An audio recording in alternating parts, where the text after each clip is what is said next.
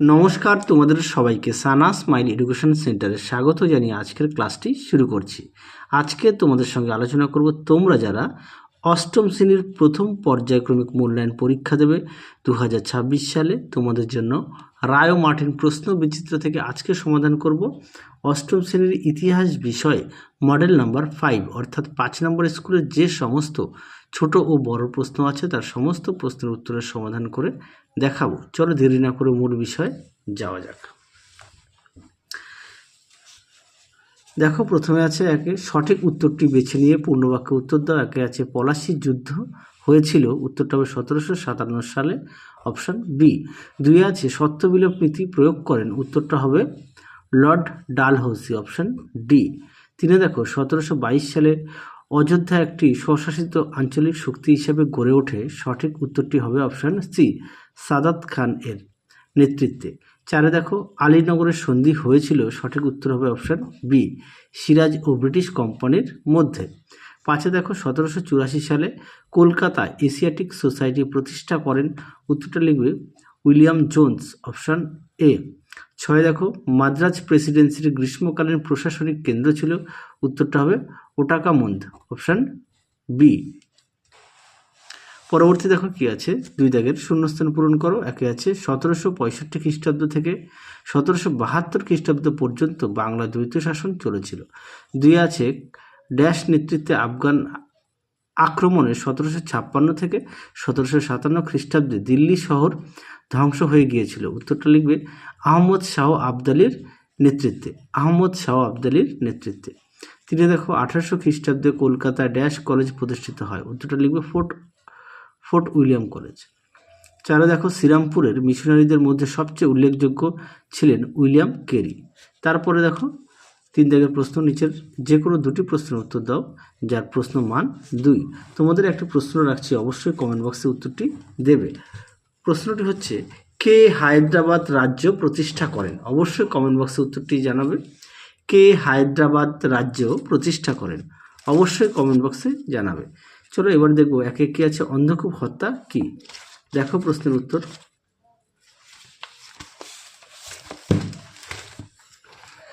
দেখে নাও উত্তরটি, এখান থেকে এই অবধি লিখবে। আর অবশ্যই পাঠ্য বই খুঁটিয়ে পড়বে, সমস্ত বিষয়ে পাঠ্য বই অবশ্যই গুরুত্ব দেবে। পরবর্তী দেখো কি আছে, কে কত সালে চিরস্থায়ী বন্দোবস্ত চালু করেন? উত্তরটি হবে 1793 সালে লর্ড কর্নওয়ালিস। তিনি দেখো বেনারসে কে কোন উদ্দেশ্যে সংস্কৃত কলেজ প্রতিষ্ঠা করেন? এই প্রশ্নের উত্তরটি তোমরা পেয়ে যাবে পাঠ্য বইতে 44 নম্বর পেজে। দেখো প্রশ্নের উত্তরটি, 1791 খ্রিস্টাব্দে বেনারসে জোনাথন ডানকন প্রতিষ্ঠা করেছিলেন সংস্কৃত কলেজ। তার মূল উদ্দেশ্য ছিল ওই কলেজের শিক্ষিত ব্যক্তিরা ঔপনিবেশিক শাসন ও বিচার ব্যবস্থাকে সুগঠিত করার কাজে সহায়তা করবেন। তোমরা এই পর্যন্ত লিখতে পারো।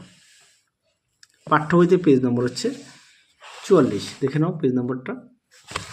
পরবর্তী দেখো কি আছে, কত সালে কোন মুঘল সম্রাট ব্রিটিশ ইস্ট ইন্ডিয়া কোম্পানিকে দেওয়ানি অধিকার দেন? উত্তরটি হবে 1765 সালে মুঘল সম্রাট দ্বিতীয় শাহ আলম। পরবর্তী দেখো 4 দাগের নিচে যে কোনো দুটি প্রশ্নের উত্তর দাও। একে আছে দ্বৈত শাসন ব্যবস্থা সম্পর্কে যা জানো লেখো। এই প্রশ্নের উত্তরটি তোমরা পাঠ্য বইতে পেয়ে যাবে 26 পেজে। আর সহায়িকা থেকে দেখাই, তোমরা উত্তরটি এখান থেকে লিখতে পারো। হ্যাঁ, এখান থেকে লিখবে, এই পর্যন্ত লিখবে। একবার নবাবের ক্ষমতা, কোম্পানি ক্ষমতাটা একটু দেখিয়ে দেবে। পরবর্তী দেখো কি আছে, কে অধীনতামূলক মিত্রতা নীতি চালু করেন? উত্তরটা লিখবে লর্ড ওয়েলেসলি। এবং কে স্বেচ্ছায় এই নীতি গ্রহণ করেন? উত্তরটা লিখবে হায়দ্রাবাদের নিজাম। পরবর্তী কোশ্চেন দেখো, রেসিডেন্ট কাদের বলা হতো? দেখো প্রশ্নের উত্তরটি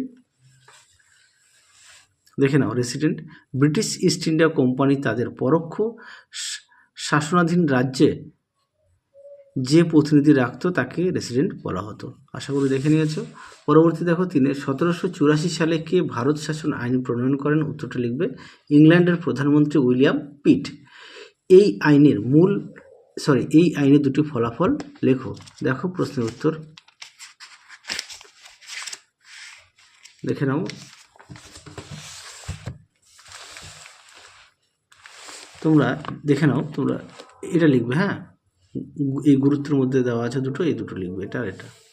আর অবশ্যই পাঠ্য বই খুঁটিয়ে পড়বে সমস্ত বিষয়। পরবর্তী দেখো 4 উডের প্রতিবেদন সম্পর্কে লেখো। দেখো প্রশ্ন উত্তরটি।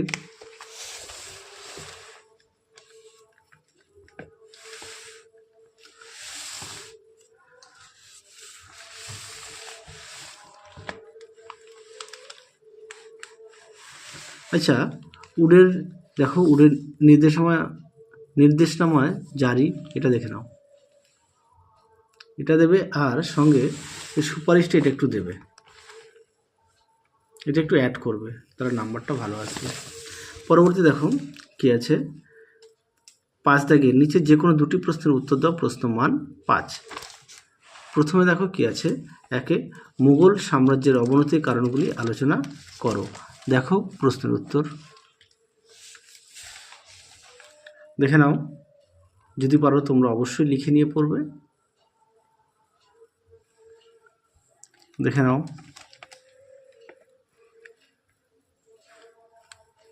প্রতিটা প্রশ্নের পাশে পেজ নাম্বার দেওয়া আছে, তোমাদের সুবিধার্থে একটু দেখে নিও।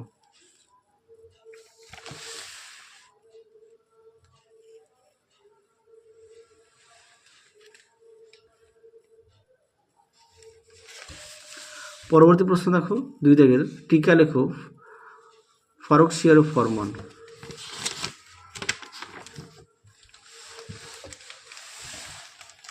দেখো প্রশ্নটা দেখে নাও।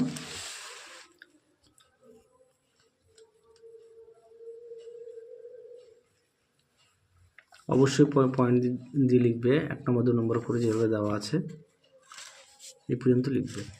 পরবর্তী প্রশ্ন দেখো কি আছে, 3 দাগের কত সালে কারা কলকাতায় হিন্দু কলেজ প্রতিষ্ঠা করেন? উত্তরটা লিখবে 1817 সালে। তারপর আছে আচ্ছা কারা, এটা একটু সঙ্গে অ্যাড করে দিই, 45 পেজে পাঠ্য বইতে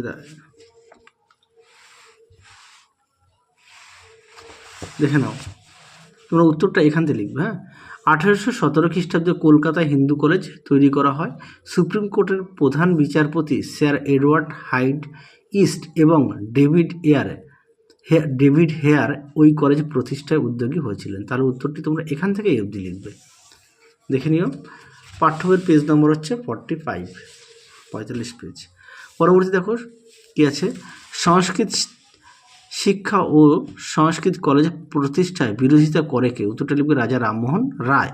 আরও একবার বলছি, রাজা রামমোহন রায় কাকে একটি চিঠি লেখেন? উত্তরটা লিখবে 1813 সালে রাজা রামমোহন রায় লর্ড আমহার্স্টকে চিঠি লেখেন, রাজা রামমোহন রায়। তারপরে দেখো 4 দাগের কী বলেছে, লর্ড ওয়ারেন হেস্টিংসের দেওয়া বিচার ব্যবস্থা কী কী পরিবর্তন ঘটান? এটা তোমাদের পাঠ্য বইতে 37 পেজে পেয়ে যাবে সুন্দর করে, তোমরা এখান থেকে পড়ে নিয়ে লিখবে। ওয়ারেন হেস্টিংস বলেছে, তাই তো? তাহলে ওয়ারেন হেস্টিংস হলে দেখে নাও, তোমরা পাঠ্য বইতে এখান থেকে লিখবে। পাঠ্য বইয়ের পেজ নম্বর হচ্ছে 37 ও 38। হ্যাঁ, 37 ও 38 এই পর্যন্ত লিখবে। তাহলে আশা করি দেখে নিয়েছো। তাহলে চলো আজকের মতো এখানেই সমাপ্ত করছি, আবার দেখা হবে খুব শীঘ্রই তোমাদের পরবর্তী ভিডিওতে। তোমরা সবাই সুস্থ থেকো, ভালো থেকো, আজকের মতো টাটা।